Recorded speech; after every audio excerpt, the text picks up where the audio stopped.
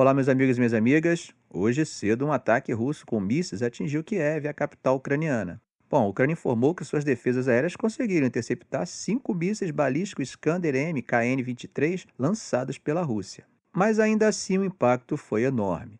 Pelo menos uma pessoa morreu e várias áreas do centro da capital foram atingidas. E olha só, gente, entre os danos registrados tivemos uma catedral histórica, a Catedral de São Nicolau, que é considerada um monumento nacional, além de 6 embaixadas, as embaixadas da Albânia, da Argentina, da Palestina, da Macedônia do Norte, de Montenegro e de Portugal, que são instaladas no mesmo prédio. Bom, segundo o Ministério das Relações Exteriores da Ucrânia, apesar dos danos, não houve vítimas entre os diplomatas. Já as autoridades militares disseram que 12 pessoas ficaram feridas, sendo que 5 precisaram de hospitalização. Bom, gente, mudando de assunto, vamos falar sobre a situação em Pokrovsk. Mais de 10 mil pessoas ainda estão na cidade, que antes da guerra tinha uma população de 60 mil. A cidade está sem eletricidade, água e aquecimento, com vários edifícios danificados e até uma ponte parcialmente destruída. Mesmo assim, tem gente que continua lá. É comum ver pessoas andando de bicicleta, vendendo artigos de fim de ano nas ruas quase desertas, enquanto o som dos combates nunca para. Muitos que ficaram dizem que não tem para onde ir e não têm recursos financeiros para se mudar. Uma das entrevistadas, Oksana Yarova, que é dona de uma loja, contou que já tentou evacuar antes, mas acabou voltando.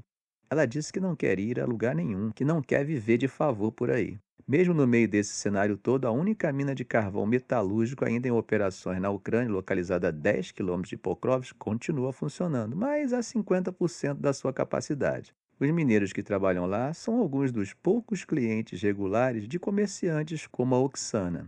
É impressionante, gente, como a rotina persiste, mesmo com tudo ao redor desmoronando. Como sabemos, a Rússia está jogando pesado na região. Apenas nos arredores de Pokrovsk, cerca de 70 mil soldados russos foram mobilizados. O avanço tem sido descrito como o mais rápido desde 2022, com Moscou capturando vilarejos enquanto as duas forças se preparam para negociações de paz esperadas no próximo ano. Ainda assim, especialistas afirmam que uma queda rápida da cidade é improvável, já que há várias fortificações ucranianas na área. Mais ao sul, os russos estão se aproximando de Kurakov e ameaçam cercar uma área ainda maior. Enquanto isso, longe das trincheiras, Moscou intensifica ataques aéreos contra a infraestrutura energética ucraniana. Com o inverno chegando, gente, é claro que isso acaba adicionando uma camada a mais para a situação. Bom, gente, como sabemos, por ser um tema bem sensível para a guerra, os dois lados não são muito transparentes quanto às baixas e às informações. Quando essas informações são dadas, elas não são confiáveis. Isso pelo fato de que, quando se fala das próprias perdas, há uma tendência a diminuí-la, e quando se fala das perdas dos outros, há uma tendência a inflá-la. E essa situação complicada acaba nos levando ao próximo assunto. Hoje, sexta-feira, os militares ucranianos disseram que decidiram retirar suas tropas das áreas perto das aldeias de Uspenivka e Trudov. A justificativa dada por eles é que isso era necessário para evitar que eles fossem cercados pelo avanço das tropas russas. Gente, essa guerra já está no 33º mês e as forças ucranianas estão numa situação bem complicada, hein? Eles estão sobrecarregados, tentando segurar o avanço russo que está com a corda toda. O comandante em chefe das Forças Armadas decidiu recuar, tirando as tropas de uma área que poderia virar uma armadilha. E para vocês terem uma ideia da intensidade, o Estado-Maior da Ucrânia relatou que só na frente de Kurakov aconteceram 18 batalhas em um único dia. Do lado russo, o Ministério da Defesa disse que assumiu o controle de mais 2 assentamentos, Uspenivka, Novopustinka, além de Trudov, que eles já haviam reivindicado na quarta-feira. É uma escalada de ações que pressiona ainda mais as forças ucranianas. Vocês lembram, gente, que Putin falou ontem que em breve não haveria soldados ucranianos dispostos a lutar?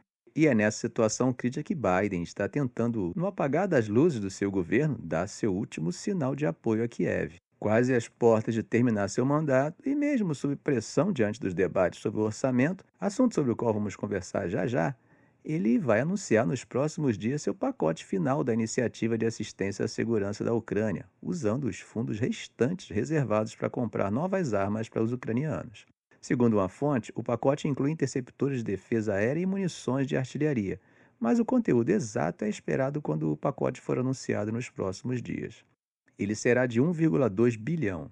Só para lembrarmos, gente, desde o início da guerra, em fevereiro de 2022, os Estados Unidos comprometeram 175 bilhões em ajuda à Ucrânia, incluindo aí aproximadamente 61,4 bilhões em assistência de segurança. Cerca da metade dessa assistência de segurança veio por meio do programa USAI, e o restante foi para a retirada de estoques militares existentes por meio da Autoridade Presidencial de Retirada. Há 5,6 bilhões restantes da Autoridade de Retirada Presidencial. O Departamento de Estado e o Pentágono se recusaram a comentar sobre o próximo anúncio, dizendo que não discutem pacotes de assistência de segurança antes de serem oficialmente revelados.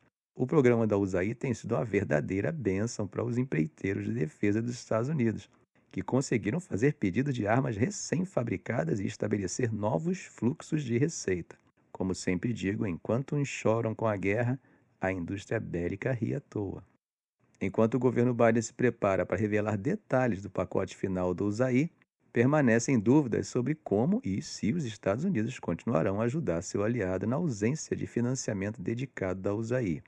Durante sua campanha, Trump questionou várias vezes o nível de envolvimento dos Estados Unidos no conflito e sugeriu que os aliados europeus deveriam arcar com mais encargos financeiros.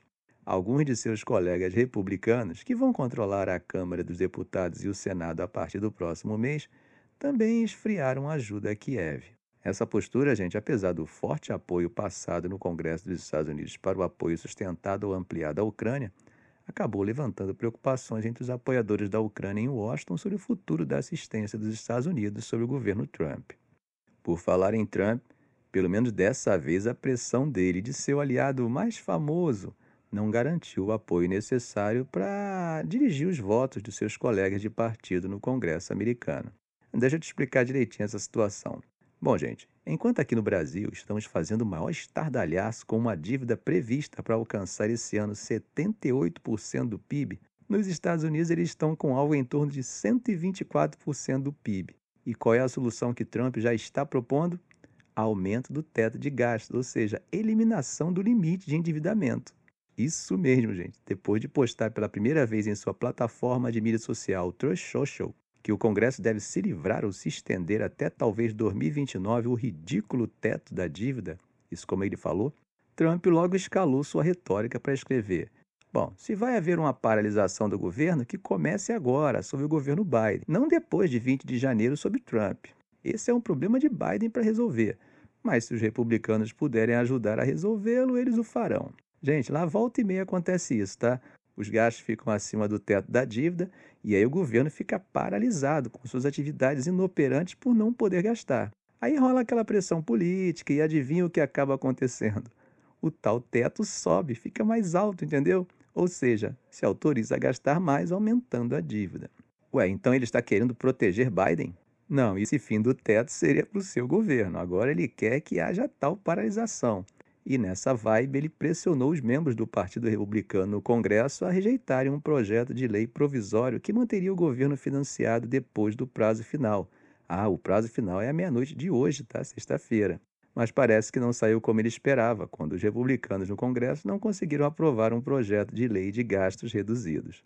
Por uma votação de 174 a 235, a Câmara dos Deputados rejeitou o pacote apoiado por Trump, montado às pressas por líderes republicanos depois que o presidente eleito e seu aliado bilionário, o parceiro político cada vez mais próximo, Elon Musk, rejeitaram um acordo bipartidário anterior. A rejeição do projeto de lei mostrou que o controle de Trump sobre o Partido Republicano não é tão férreo quanto se costuma pensar. O presidente eleito pediu furiosamente que o pacote fosse aprovado, inclusive ameaçando levar qualquer republicano que se opusesse a ele. Mais uma facção de legisladores republicanos à direita, indignada com o levantamento dos limites de empréstimos do governo, se rebelou. Os críticos descreveram o colapso como um vislumbre inicial do caos que virá quando Trump retornar à Casa Branca em 20 de janeiro. A intervenção de Musk por meio de uma saraivada de twitters em sua plataforma de mídia social X, tentando pressionar os parlamentares, acabou sendo ridicularizada como a obra do presidente Musk. Ficamos por aqui. Se esse vídeo foi útil a você, faça um comentário, compartilhe em suas redes sociais, dê um like. E é claro, se ainda não for inscrito, inscreva-se no canal e ative o sininho para não perder os próximos vídeos. Ok, gente? Um grande abraço do professor Arão Alves.